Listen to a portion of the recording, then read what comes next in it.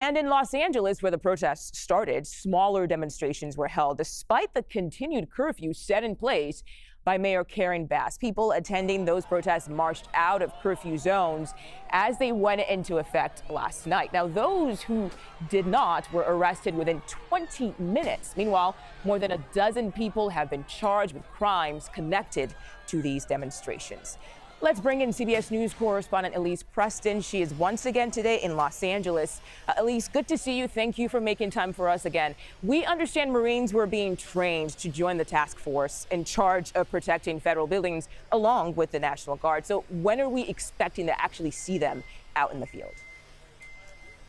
Well, Mugo, we could see them within the next day or two. Keep in mind, it's about 700 Marines in addition to the 4,000 National Guardsmen, like you can see behind us in front of the federal building downtown Los Angeles, who are tasked with not only guarding federal property, but also helping escort personnel as they are carrying out these ICE demonstrations, ICE operations. Of course.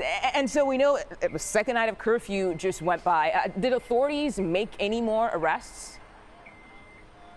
They did, Mugo. As soon as 8 o'clock hit, there were several protesters who were in a park nearby, about a half mile from where I'm standing, and they did not disperse. So authorities did take them into custody. Again, as you said, was the second night of the curfew that went into effect at 8 and expired at 6 p.m. The mayor says that the curfew will stick around as long as it needs to. She pointed to what could happen as long as the federal authority footprint is here.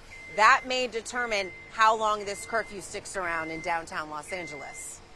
And Elise, the Los Angeles district attorney announced some arrested protesters were charged with crimes. Can you tell us more about that?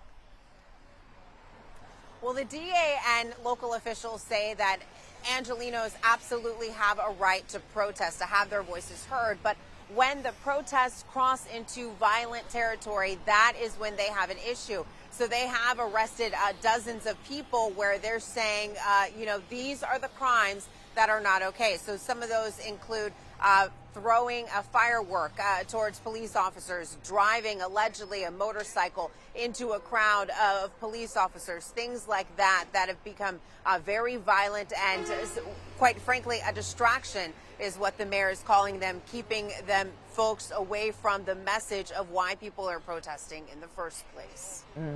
All right, CBS News correspondent Elise Preston, thank you so much for all your reporting this week. We appreciate it.